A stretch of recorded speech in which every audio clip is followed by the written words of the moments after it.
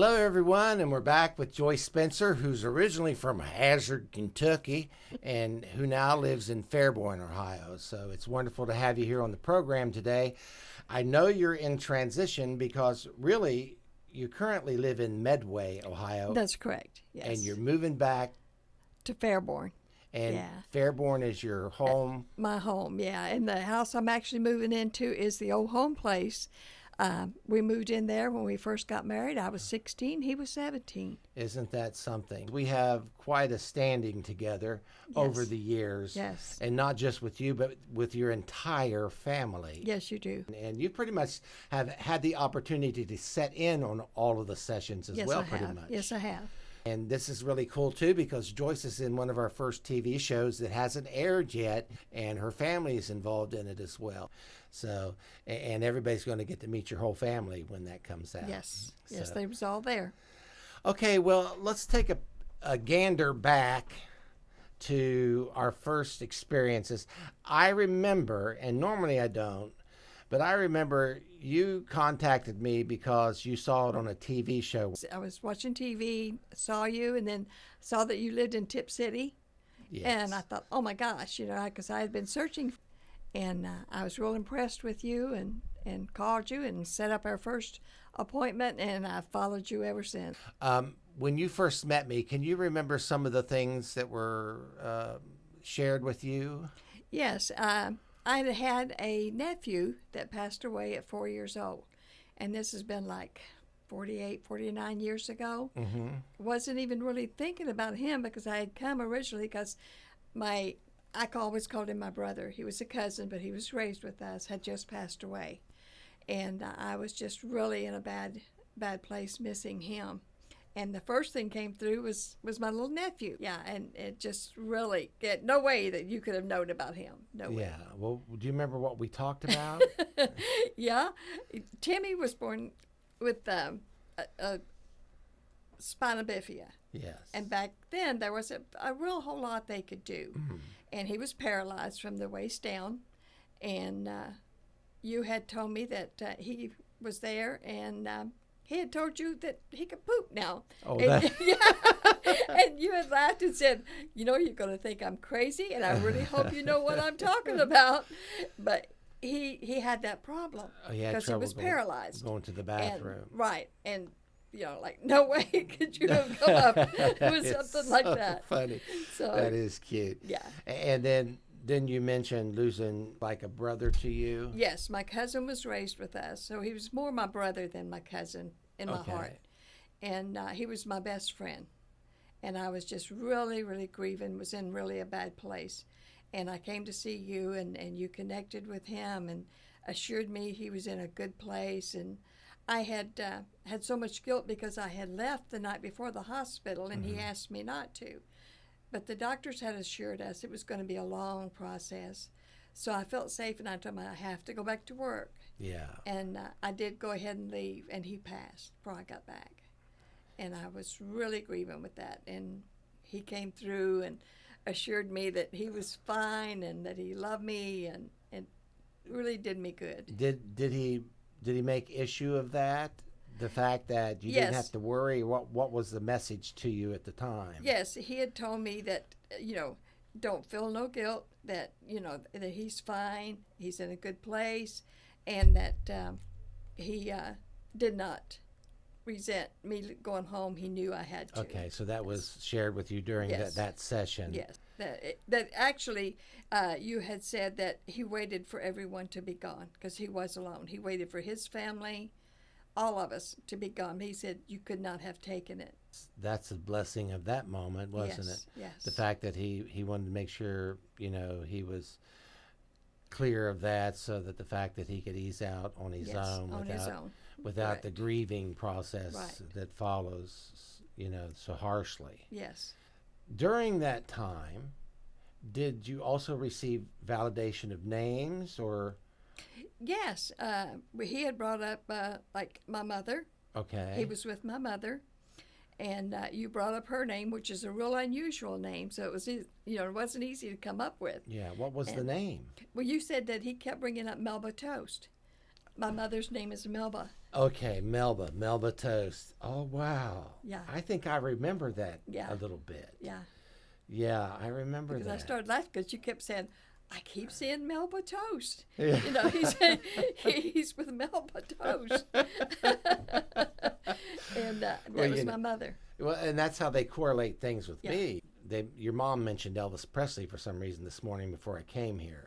Okay. Who liked the Elvis Presley? My son, we had just discussed this, matter of fact, a couple of days ago when we was cleaning up at the house that we're going to move into, because they were there when they were children, and we got to laughing about how he loved Elvis Presley. He had a bunch of his records, and my daughter got mad at him. Of course, they were just, like 13, 14 years old, and had got mad at him and broke off his Elvis records. Oh, goodness. So we had just discussed that. That is something. Well, she references that in this moment as we're sitting here talking about Melba, who I call Melba Toast.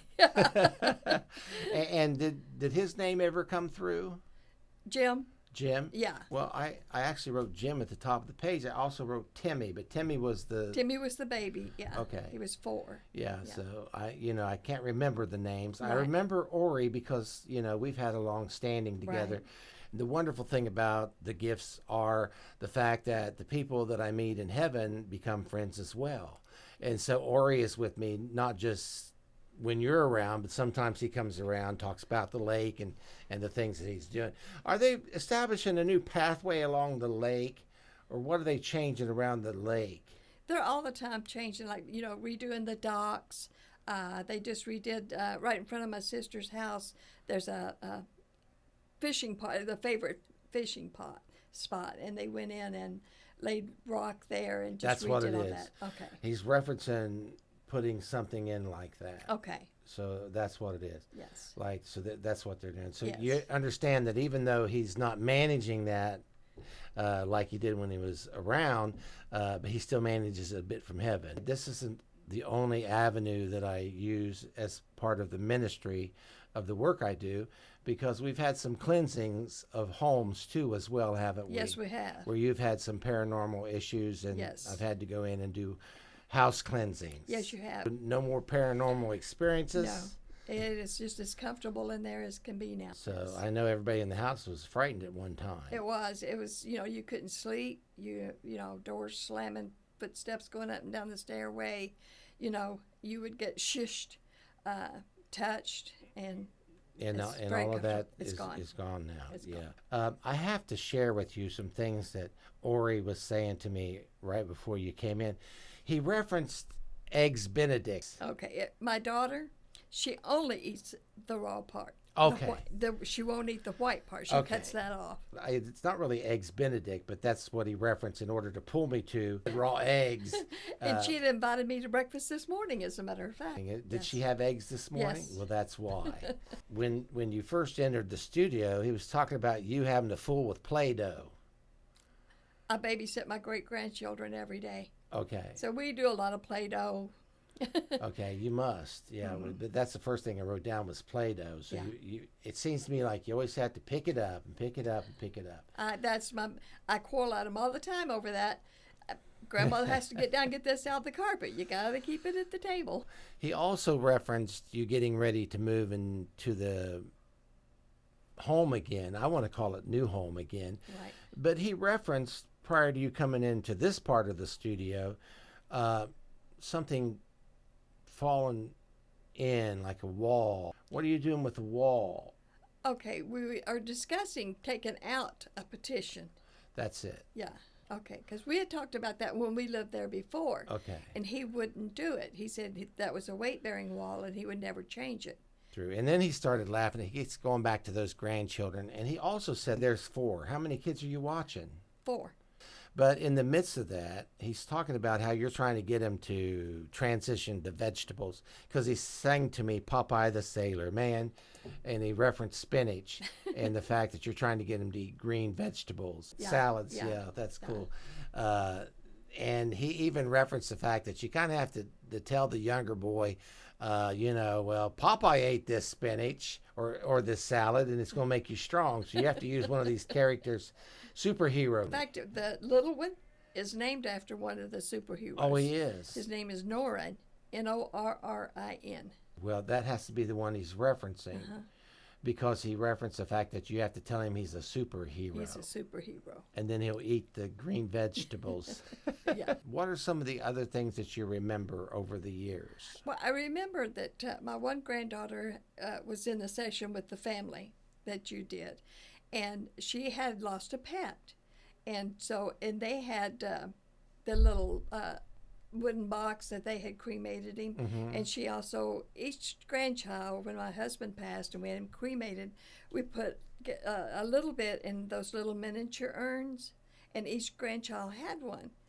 And you kept telling her, well, they're together, and they're together here, and you couldn't make out. It said they're with rocks and flowers. Okay. And we took you in the bedroom where they were. Okay. And they were on a shelf, and they had the artificial flowers, the little rock people. Okay, I remember that. You remember the little rock people? Yeah, because we were sitting there talking about it, and I said, he's grouping the animals still together here, and then he shows those little rocks. And right, and you couldn't figure out what rocks would be. But my son, when he was in kindergarten, they used to have a little Santa workshop. Yes. And he had bought me little rock people. They were pebbles stacked on top of each other. And they were on a shelf in that bedroom. In that bedroom with the two urns. Yes, so the ashes were there. Yes. That was really neat, wasn't it? It was. It was because we just could not believe that you saw the rocks and the flowers. And cupcakes. He's referencing cupcakes. Okay. Me and the little girl I babysit for, we make cupcakes almost every day because she wants to cook. She wants to bake. And we'll make cupcakes almost every day. We made them yesterday. I remember bringing gifts. Yes, the fairy wings. Yeah, the great-granddaughter.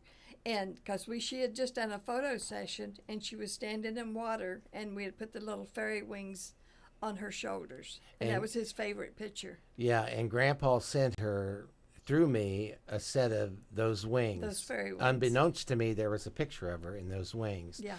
Also, didn't she have a brother, or was there another grandchild there that received a flashlight because you'd had an outage? And he kept that for a long time. He may even still have it. I don't know. But yeah. I remember that. I remember that well. Ori's helping us out on our end here to patch things together. It's cute.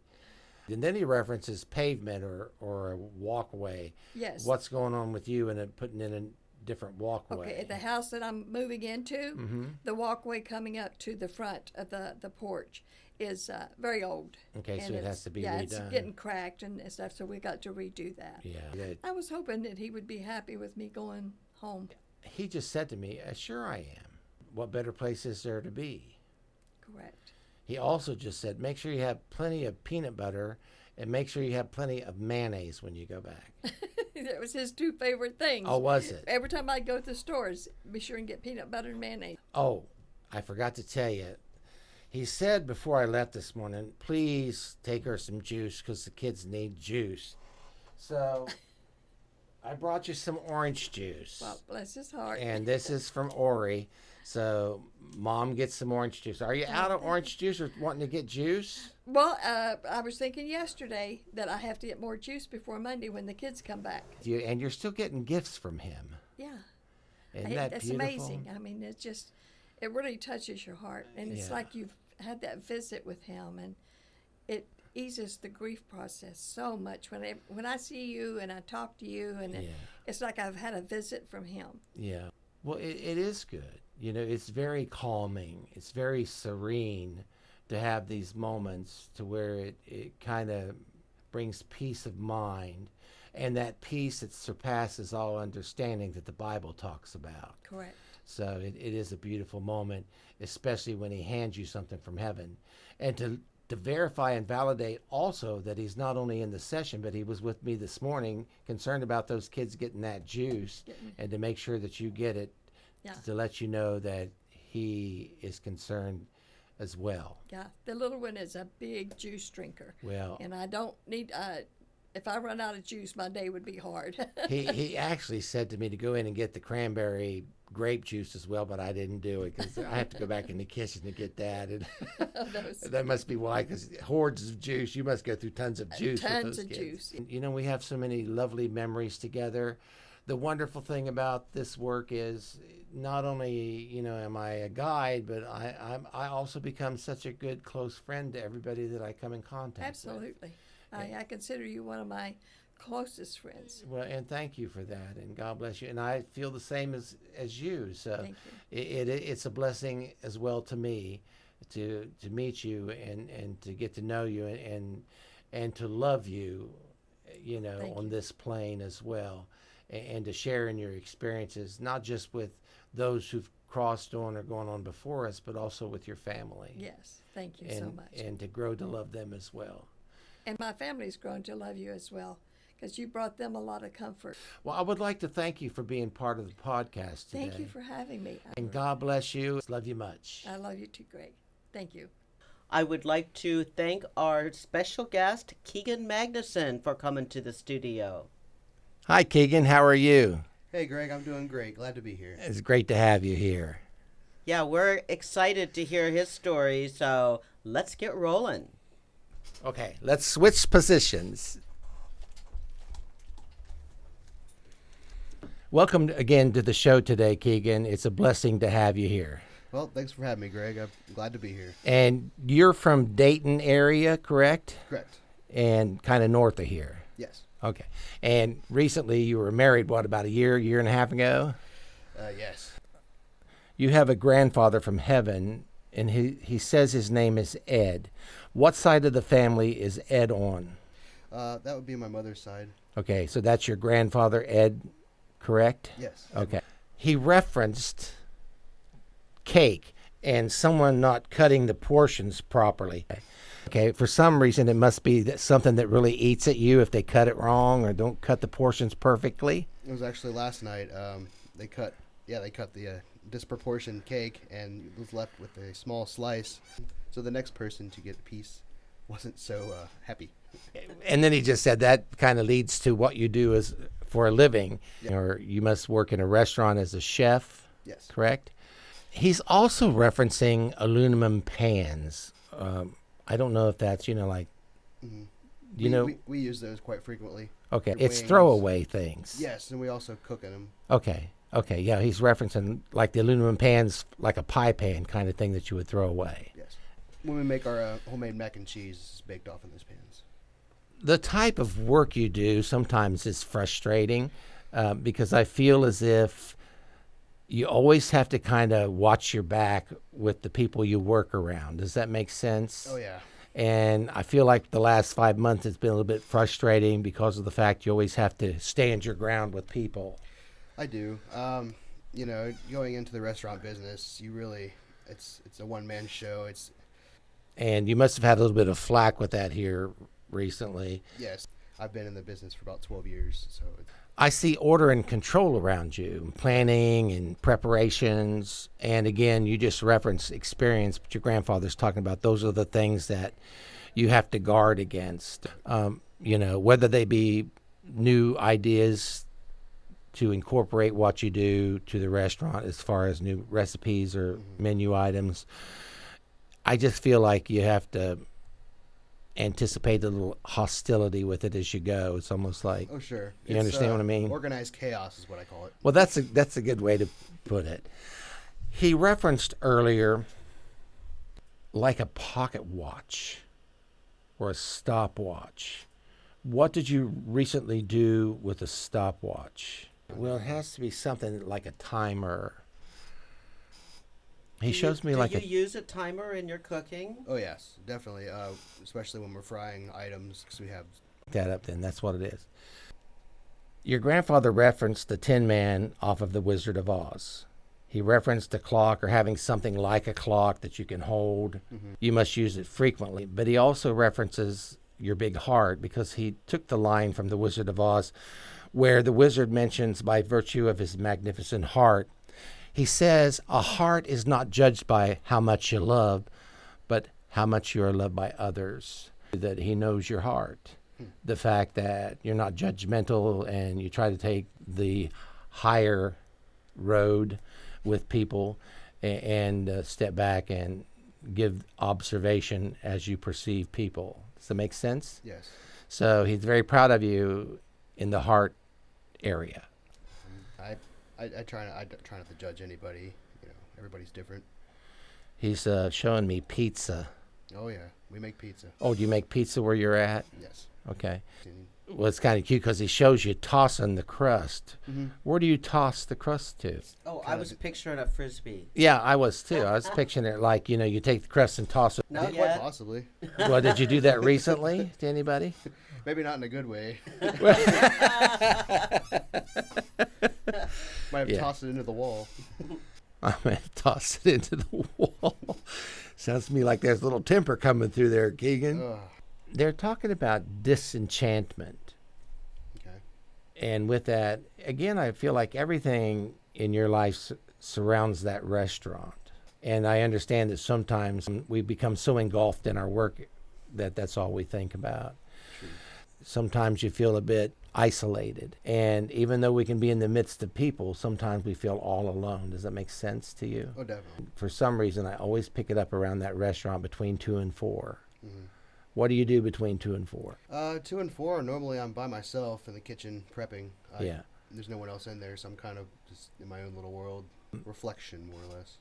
And- It is also the time where I kind of pray and give yeah. thanks to the things that I have. Talking about divine intervention, So, that's the time that heaven intercedes. It just mentioned mouse traps. Mm-hmm. Did you just have to deal with that? Mm-hmm. Oh, it's at my house. But I did actually capture a mouse. Well, we recently bought a new house, and there was a couple mouse traps in there previously from the other owners, so I'm getting that we're going to have a mouse problem as soon as around autumn hits. Okay. Let's cut the corn. I was rummaging one night around 12 in the morning and set one off. Okay. Oh, Stepped on it. That's got to be what he's referencing to you. In life, we have so many things that come our direction or our way. And I say that because I feel like what you're doing now prepares you for something even greater to your future. Lots of times we feel as if we're not in our calling or we're on the edge of it, but we haven't stepped into our placement of that. Does that make sense to you? Mm-hmm. And I feel like all the experiences, they say 3 and then they add 4 restaurants to it, giving you a total of 7 restaurants of experience to bring you to where you are today. Definitely. Don't give up on your dreams and don't feel as if they're unrealistic, because I feel like they're tangible and they're just before you yet. But they reference your wife, Amanda. They reference that things have kind of eased out or calmed down because transitions around work and career have settled to her to where there's a flow now of money or finances. Yes. We recently bought a house and actually both got new jobs. Since she took over the new career, things have flowed easier or Yes. will flow better for you. Very much. You're really in a great phase of your life or a great season of your life right now, because I feel like with everything settling down around you, relationship, career per se, and also the new home, it puts you in an ascended place to where you have time to devote to more meditation or rise to a higher level of things. Mm-hmm. You understand what I'm saying to you? Definitely. Everything that seems mundane has a new appearance. Mm-hmm. Because I feel like with where you are now to where the mind is able to rest, you're able to reflect. Life sometimes is like a pond. And when there's a storm and there's raging water, the waves of the pond cause us not to be able to reflect the moonlight. But when the pond is still, we reflect the light of the moon. And so with no raging waters in your life per se, this is a great time to mirror. Like with the relationship you're in, things are calm and your mind's not going 50,000 different directions over relationships and issues of trust and things like that. Does that make sense? Definitely. It puts you in a place of higher mind. I keep wanting to say that to you, and all through this I've been saying higher mind, higher consciousness, but this is a time in your life where you can devote more time to the direction of that. You may see a child coming before long. I just want to say that. Well, I would like to thank you for being part of our podcast today, and God bless you, and God bless your marriage as you step into the future with your new wife, and I wish you the best in everything. I appreciate it, Greg. It's been an honor to be here. It's to meet you. And Yes, and I just love what your grandfather said, you know, when he quoted the Tin Man, where he said, a heart isn't judged by how much you love, but how much you're loved by others. And that's a beautiful thing as you step into the future, to always keep in mind that it's the value of how much you're loved by others. Thanks again. Thank you. thank you, Greg, and thank you, Victoria.